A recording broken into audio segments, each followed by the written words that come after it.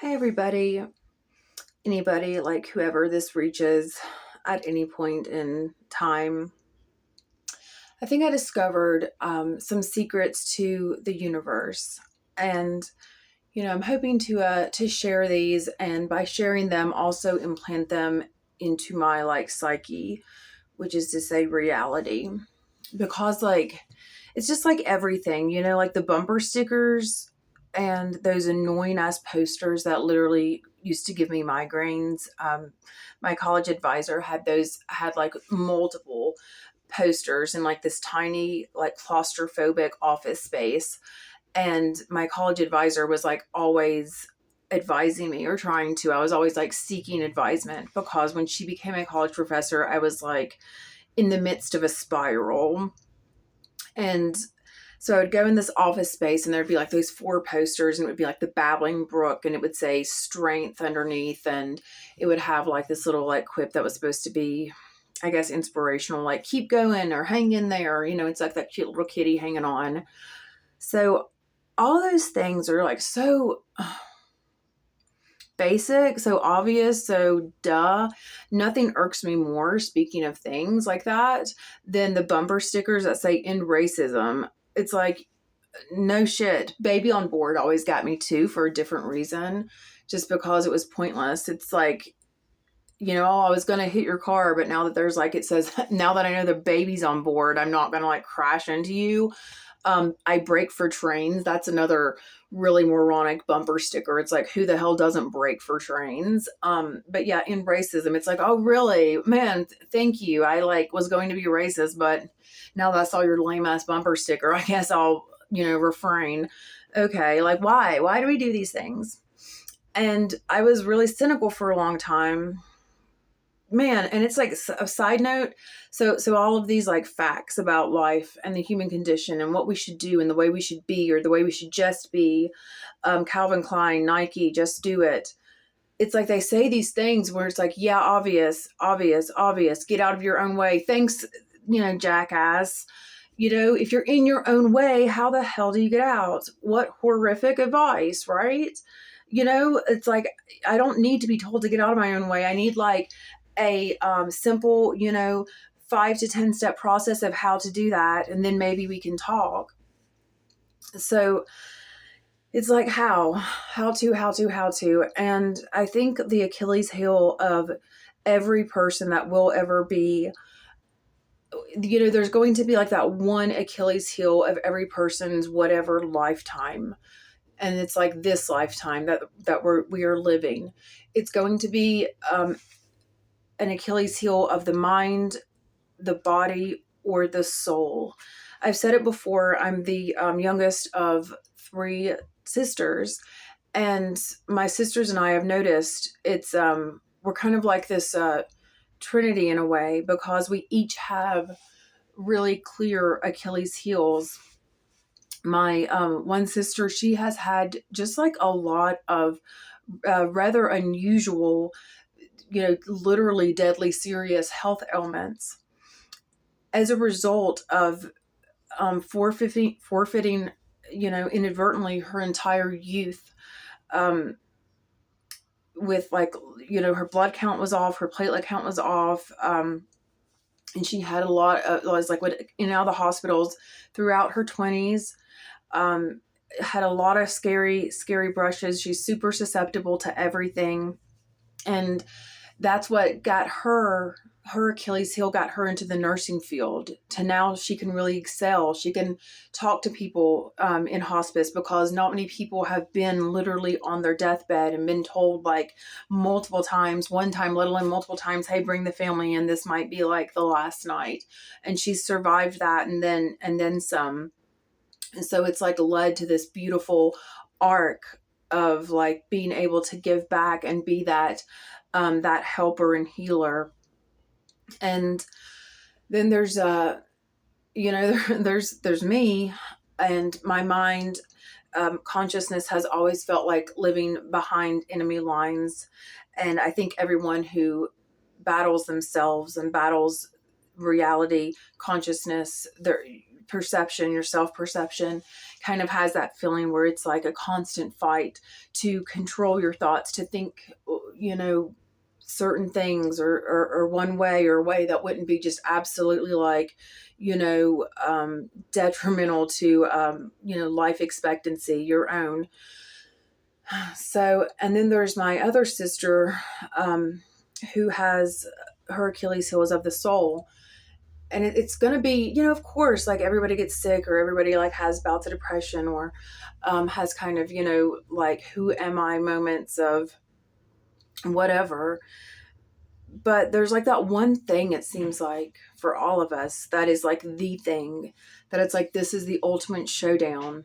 And it's either like a showdown where we have to react to and choose wisely with our health of our physical body, or you know, our mind or our soul. And the soul problem is just to be like, to conform or not to conform. You know, if you don't have, if you've like never felt the need to do a substance to excess, you know, if you've never had like a major obvious like health ailment, or a, you know, a major like depressive episode, or had like any, you know, life altering diagnoses like schizophrenia, or even bipolar. But it's like you're just this person, and you're like, to cog or not to cog on this fucking pervert wheel, you know, then it's probably like a soul Achilles heel. And she has accepted her fate in a lot of ways so far, and doesn't seem to be changing. For example, with like, you know, to just kind of toe this line, because the line when people have their showdown is with their soul, it's kind of like that line is very easy to toe and tempting, because it's like you can get just enough of the creature comforts, not like a nanosecond, iota, whatever more, but you can get just enough to be like, okay, I won't really try to reach any further than this, you know. And it's not satisfying at the end of the day. And so I think there's a lot of like self-loathing and bitterness and resentment and anger. And I think that's why people act out online so much, because it's like all that hate. And, you know, it's like Dr. Mate says, it's a trigger is a reflection, plain and simple. You know, that's why Trump is the trumpet. I really believe that. I don't think that's just like a coincidence. He's the trumpet. So what does that mean? It's not like, you know, I personally don't believe that the clouds are going to part and it's going to be like a real like revelation, you know. I don't think it's going to be like the spiritual war is never, I don't think, going to be overt, where we are going to like be, you know, making makeshift weapons and like fighting literal demons. But just because something is like metaphorical, or you know, that doesn't mean it's not real, right? That's like been a big mind-blowing question. You know, can a metaphor be real? Can the Bible be a metaphor but also be real? And I think that's been like a disservice of the church too. And I think by design, but then again, maybe I'm just a conspiracy theorist or whatever. But I think like all these main big religions have taught us to kind of like think that we're supposed to like see something like in the movies, like when someone has a spiritual awakening, or you know, in a spiritual experience, that like we're literally going to see like, oh, you know, a ball of light and then like an angel descend, or the opposite, you know, like we're going to have a Dogma type experience where we see all these things. And I love Dogma, that's a great movie. But you know, in real life, it's not that, you know, fun almost, but it's real. And because like it's real, but it's not how Hollywood portrays. Oh God, it's like in A Clockwork Orange, when what's the saying? What does he say? Alex, he's like I don't know. It's something like totally paraphrasing. I'm messing it up, but it's like something in the it's like quote from the book. It's like you know, and they have that coy of speaking. It's like, you know, blood on the telly is real, or no, like blood on the TV is realer, is more real, whatever, than like real blood, because we're so used to seeing like, like having this idea that's like grand and like biblical, that it's hard to like imagine spiritual warfare and like what that actually means, and like kind of the depth of the reality that that is what this has always been. And it's always been, you know, light versus dark. And that's not really even external. That's like the light versus the dark inside. And so that's like kind of what I wanted to share. You know, it's like, how do you live with that? How do you live with that? Because it's like, you know, we are the angel, we are the devil. That's us. That's our consciousness. That's what it is. It's that, you know, that yin and yang, that half and half. There has to be the one to balance the other. And that's why it's like the horrible things that happen in your life, they had to happen in your life. And that's like hard for people to swallow. But, you know, we all have those things, those darkest days and those darkest moments and those biggest injustices. And some people's are far grander than anything I can hopefully ever, you know, have to experience. But we all have them. And when we go through our darkest days, it's always like, oh, we're always alone. Even if we are lucky enough to have like a friend or a partner or family or whatever, we're still alone with our thoughts, with ourselves, dealing with it. You know, when we close our eyes at night, we're alone with ourselves. And so like how to move through that. But in this reality of this epic battle for our soul, but it's not like it's God gonna suck us up. I did have a dream about the rapture though, but where I saw exactly that. People get sucked up in the clouds, like pulled by their souls up. I wasn't chosen in my dream, but anyway, another story. You know, maybe it's not going to be like that, but maybe just coming into our consciousness is coming into reality. And it's like, are we going to be an expression of darkness or light, of heaven or of hell? And that really comes down to self-love. And my whole life, I just felt empty and out of place and ill-fitting and unable and ill-equipped to do all the things. But because I didn't, you know, it's like that real old school, like 1980s, 90s, like type of parental therapy where it's like, you have two legs, use them, or I'll give you something to cry about, or, you know, only stupid people get bored. That was like my mom's favorite thing to say, which I guess is true. But, you know, it was like oversimplified. But, you know, how to live.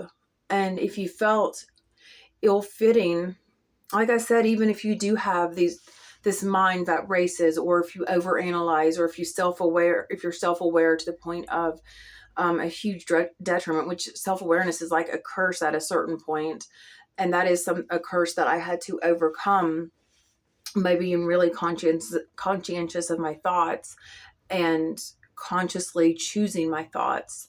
And then once I'm getting to that point of consciously choosing my thoughts, then I can kind of navigate which direction am I going to go in, you know, the darkness or the light.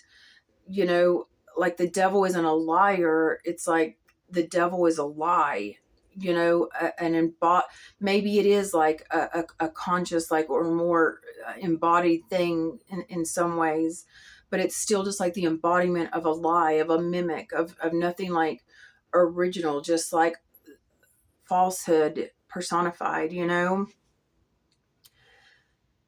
And like, you know, love or fear. I was terrified. I was like a fucking guinea pig my whole life, you know, just like looking around nervous, you know, oh God, don't pick me, don't call on me. I didn't even want to like be acknowledged, you know? And that's like in preschool. I was always like so clinically self-conscious. And, you know, there are like books that help. I kind of had to get outside of the box with my thinking. And that's why I'm making this video, because like, you know, maybe this shit doesn't help. Maybe it's just part of the problem. The mental health, all of it. It's just a fucking farce. It is. We see it now. It's a farce. It's a joke. It's sick. it's used for these nefarious purposes: money, power, control, fucking trying to drain our life force. They're fucking like the shit with kids. It's like, why? I don't even like really want to know. I have some ideas and they're horrific, right? But it's like when Theo Vaughn was lost his mind on Joe Rogan. I didn't watch it, but I saw the clip, when he didn't lose his mind. He was just saying like, and this shit and this shit and this shit. It's really, really dark and really deep. So like, what do we do? And I'm kind of just, personally gotten to a place of trying to be like, giddy about my ignorance. I don't want to know. It doesn't do any good. If I felt called to like start a petition or whatever, that would be a different story, but I don't feel that. So I don't want to know. What good is it going to do? It's just going to hurt me and make me feel more like weak and powerless and be like a waste of my time. And so what I'm trying to do is to to just control myself one thought at a time, just to accept it. I really like the idea of just taking a deep breath, and as I breathe in, going to that center, like going back to that centered place as best as I can. And like the little things like tree hugging, putting your feet on the your bare feet on the grass, those will help. But really nothing helps if you don't get your thoughts right. And that's how you get out of your own way, is just by like pumping the proverbial brakes in your mind and just being like, okay, what do I want to do? How can I do something good right now? Not like escape life, or not want to escape or run away or even want to run away, or not just like tolerate it, but like, how can I live in this moment without fear of the future or anxiety of the future or depression from the past? Depression's never really been my problem, but anxiety has like ruled me for so long. And to really say like, the fucking future's always ahead and the past is always in the past. It's true that there only is right now. Something else I had to kind of give up on is the manifestation stuff. And I haven't. I still believe all that's true, but it kind of just ties in with like the power of positive thinking.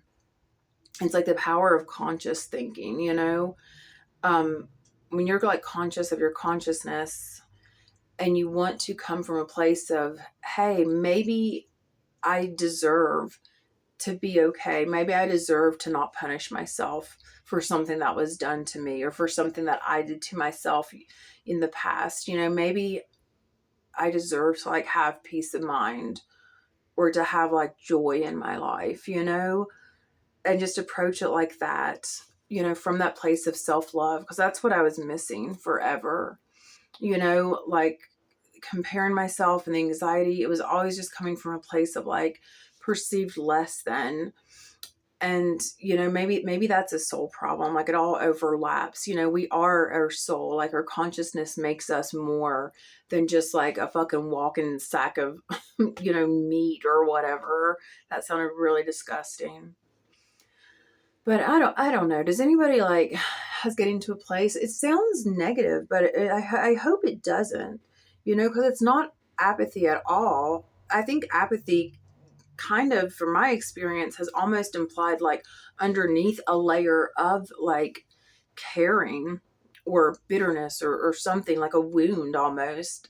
Maybe that's just been my experience, but to really come at it from a place of like, okay, that's what they're doing. That's what these leaders are doing. That's what these fucking Karens online, or, the Trumplicans, the fucking, blue no matter who's, that's what they're doing. But what's that got to do with me? And then it's kind of like, well, what am I doing? What am I about? What do I want to do? And doing that, eating consciously has been a big part of my life too, of like turning my mental health around. And it always surprises me in such a wonderful way, just how connected like the food choices I make and my mental health are, you know? Um, and it's like, it's kind of like a snowball or like inertia. It's like you have to, that one thought is how you get it rolling in the right direction, in a positive direction. And also with my eating habits, what goes with that too, and kind of changing my relationship with food, a part of that is giving myself like grace when I do, like eat chocolate or whatever, or, snack after dinner. Because it doesn't, most of the time it's good. So when I, just enjoying those moments, not looking, I'm like, oh, I, shit the bed or messed up or just throw in the towel, but just be like, it's all a process for absolutely all of us all the time. So I think I'm going to leave it there for now. Y'all have a good night.